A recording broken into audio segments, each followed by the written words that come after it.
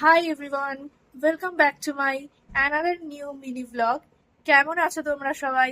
আমি খুব ভালো আছি। তো আজকের মিনি ভ্লগটা হতে চলেছে, আমি নেহার সাথে অনেক দিন বাদে আজকে দেখা করতে যাচ্ছি ওদের বাড়িতে।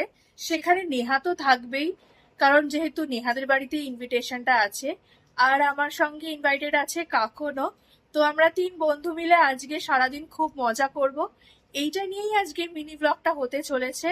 তো তোমরা তো খুব ভালো করেই জানো যে আমরা বন্ধুরা যখন একসাথে হই তখন কি পরিমাণ খিল্লি আর কি পরিমাণ বাদরামো আমরা করি। তো অনেক দিন বাদে আমরা সব বন্ধুরা একসাথে হব। তো গাইজ, আমি তো রেডি হয়ে গেছি, কিন্তু বাইরে গিয়ে দেখলাম বাবাই এখন একটু কাজ করছে। তো বাবার হাতের কাজটা কমপ্লিট করে নিয়ে বাবাই রেডি হবে, দেন আমরা বেরোবো। মানে তোমরা তো সবাই জানো যে ম্যাক্সিমাম টাইমে আমি যেখানে যাই বাবাই আমাকে পৌঁছে দিয়ে আসে।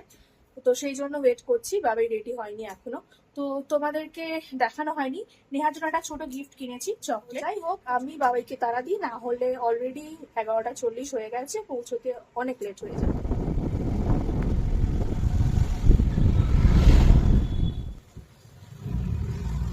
গাইজ, আমি এসে গেছি। এই দেখো কি সুন্দর ছোট্ট বাগান নেহাদের। একটু দেখিয়ে দিই তোমাদের।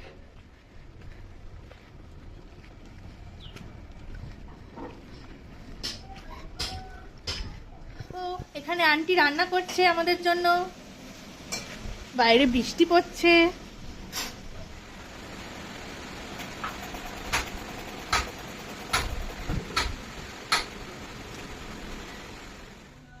নেহা ডার্লিং, নিজের বাগানের ফুল নিজে তুলছো, কেমন লাগছে? খুব ভালো।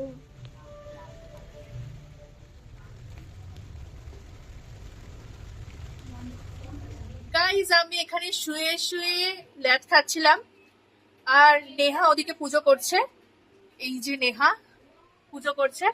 অবশেষে মহারানী কাকনের আসার সময় হয়েছে। যাই হোক, ও ব্যাপারটা হচ্ছে যে অনেক কাজকর্ম করে বাড়িতে তারপর এসছে। তো একটা খুব বাজে একটা ঘটনা ঘটিয়েছে। চলো তোমাদেরকে আগে কাকনকে দেখাই, তারপর কি ঘটিয়েছে সেটাও দেখাবো। এবার কি ঘটনা ঘটিয়েছে চলো সেটা তোমাদেরকে দেখাই। মারাত্মক একটা ঘটনা ঘটিয়েছে। ও ওর কাজে যাওয়ার সময় অ্যাক্সিডেন্ট করেছে, পুরো এখানটা ফেটে গেছে, এখন ব্যান্ডেজ ফ্যান্ডেজ করা। আমরা এখন একটু পার্টি করছি।